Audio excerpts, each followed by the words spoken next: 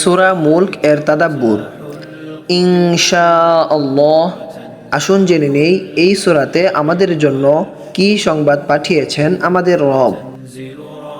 সূরা মুলক, সর্বময় কর্তৃত্ব। সূরাটি মাক্কি, এতে 2টি রুকু আছে, আয়াত আছে 30টি, সূরা নম্বর 67 ও পারা 29।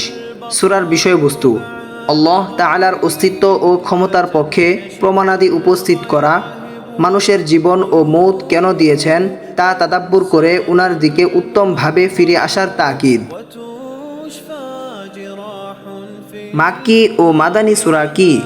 কুরআনে মাক্কি সূরা 86টি, মাদানী সূরা 28টি।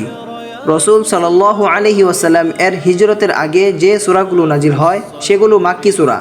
রাসূল সাল্লাল্লাহু আলাইহি ওয়াসাল্লাম এর হিজরতের পর যে সূরাগুলো নাজিল হয় সেগুলো মাদানী সূরা। আসুন জেনে নেই আমাদেরকে আল্লাহ তাআলা কি বলেছেন। রবের ক্ষমতা ও নিয়ামতের তাদাব্বুর। মহাবরকতময় সেই সত্তা, সর্বময় কর্তৃত্ব যার হাতে, আর সব কিছুর উপর তিনি সর্বশক্তিমান, যিনি সৃষ্টি করেছেন তবকায় তবকায় 7 আসমান।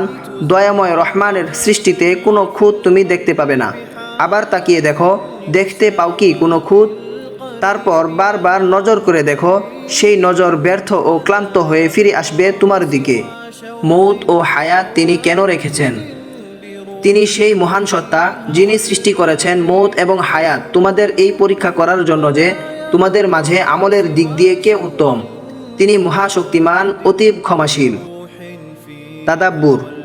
দুনিয়ার আকাশের তারকায় কি রহস্য আছে? আয়াত 5। আমি দুনিয়ার আসমানকে সৌন্দর্য মণ্ডিত করেছি অনেক প্রদীপ দিয়ে, এবং সেগুলো বানিয়েছি শয়তানের দিকে নিক্ষেপের হাতিয়ার, আর তাদের জন্য তৈরি করেছি জ্বলন্ত আগুনের আযাব। তাদাব্বুর। কুফরি করার পরিণাম কি? আয়াত 6 থেকে 11। যারা তাদের রবের প্রতি কুফরি করে তাদের জন্য রয়েছে জাহান্নামের আযাব। তাদের যখন তাতে নিক্ষেপ করা হবে, তারা তখন শুনতে পাবে তার উত্থান পতনের বিকট শব্দ, যেন জাহান্নাম ক্রোধে ফেটে পড়বে। যখনই সেখানে নিক্ষেপ করা হবে কোনো দলকে, তখনই তার রক্ষীরা তাদের প্রশ্ন করবে, তোমাদের কাছে কি আসেনি কোনো সতর্ককারী? তাদাব্বুর। এসেছে কি আমাদের কাছে কোনো সতর্ককারী? তারা বলবে, হ্যাঁ, আমাদের কাছে একজন সতর্ককারী এসেছিল, কিন্তু আমরা প্রত্যাখ্যান করেছিলাম তাকে। আমরা বলেছিলাম, আল্লাহ কিছুই নাজিল করেন নাই, তোমরা ভুল পথে আছো। তারা বলবে, আমরা যদি শুনতাম ও আকল খাটাতাম তাহলে আজ আমরা এই সাইরের অধিবাসী হতে হতো না। এভাবেই তারা স্বীকার করবে তাদের অপরাধ। ধ্বংস সাইরের অধিবাসীদের জন্য। কাদের জন্য মাগফিরাত ও মহাপুরস্কার? আয়াত 12। নিশ্চয়ই যারা না দেখেও তাদের প্রভুকে ভয় করে তাদের জন্য রয়েছে মাগফিরাত আর মহাপুরস্কার। তাদাব্বুর। কে রাখে আমাদের অন্তরের খবর? তিনি কিন্তু সূক্ষ্মদর্শী। আয়াত 13-14। তোমরা তোমাদের কথা গোপনে বলো কিংবা প্রকাশ্যে, নিশ্চয়ই তিনি বিশেষভাবে জ্ঞাত অন্তরের খবর। যিনি সৃষ্টি করেছেন তিনি কি জানবেন না? অথচ তিনি সূক্ষ্মদর্শী, সব অবগত। ইনশাআল্লাহ, আসুন জেনে নেই আমাদেরকে আল্লাহ তাআলা কি বলেছেন। রুকু নং 2, আয়াত নং 15 থেকে 30। রবের দেয়া কিছু নিয়ামতের তাদাব্বুর। আয়াত 15-23। তিনি সেই সত্তা যিনি এই পৃথিবীকে তোমাদের জন্য বানিয়েছেন চলাচলের উপযোগী, সুতরাং তোমরা দিক দিগন্ত চলাচল করো এবং তার দেয়া জীবিকা থেকে খাও। হে নবী, বলো, তিনিই তোমাদের সৃষ্টি করেছেন এবং তোমাদের দিয়েছেন শ্রবণ শক্তি, দৃষ্টিশক্তি এবং হৃদয়, তবে তোমরা খুব কমই শুকর আদায় করে থাকো। রবের শাস্তির কিছু নমুনার তাদাব্বুর। তার কাছেই হবে হাসর। যিনি আসমানে আছেন তিনি তোমাদের নিয়েই পৃথিবীকে ধসিয়ে দিবেন, আর তা আকস্মিক থরথর করে কেঁপে উঠবে। এ থেকে তোমরা কি নিরাপদ হয়ে গেছো? নাকি আকাশে যিনি আছেন তিনি তোমাদের উপর কঙ্কর বর্ষী তুফান পাঠাবেন, সে ব্যাপারে তোমরা নিরাপদ হয়ে গেছো? অচিরেই জানতে পাবে কেমন ছিল সতর্কবাণী। এদের পূর্বের লোকেরাও প্রত্যাখ্যান করেছিল, ফলে তাদের শাস্তিটাও হয়েছিল কেমন? রবের একত্ববাদের তাদাব্বুর। তারা কি তাদের উপর পাখিদের প্রতি লক্ষ্য করে না? তারা ডানা বিস্তার করে আবার গুটিয়ে নেয়। দয়াময় রহমানই তাদের স্থির রাখেন। নিশ্চয়ই তিনি প্রতিটি বিষয় দৃষ্টিবান।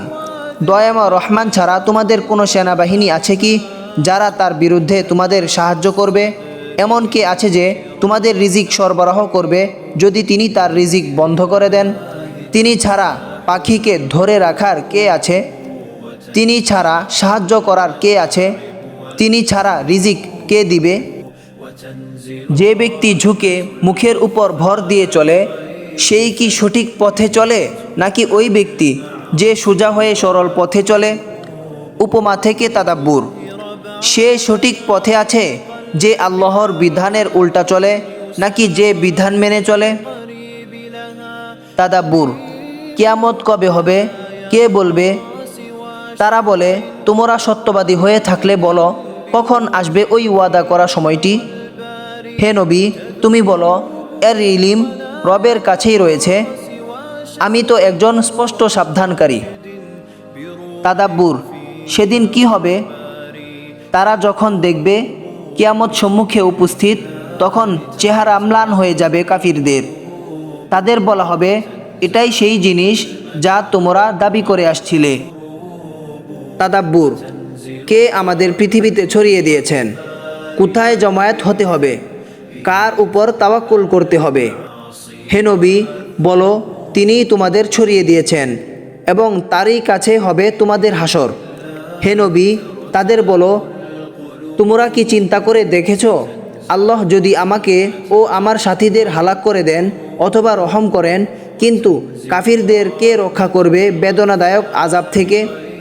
বলো, তিনি দয়াময় রহমান, আমরা তারই প্রতি ঈমান এনেছি এবং তারই উপর তাওয়াক্কুল করেছি। অচিরেই তোমরা জানতে পারবে কে নিমজ্জিত স্পষ্ট গুমরাহিতে। আয়াত নং 30। হে নবী, তাদের জিজ্ঞেস করো, তোমরা কি চিন্তা করে দেখেছ, ভূগর্ভের পানি যদি তোমাদের নাগালের বাইরে চলে যায় তখন কে এনে দিবে এই বহমান পানি? তাদাব্বুর। যদি কোনো নিয়ামত চলে যায়, কে দিতে পারে তা ফেরত?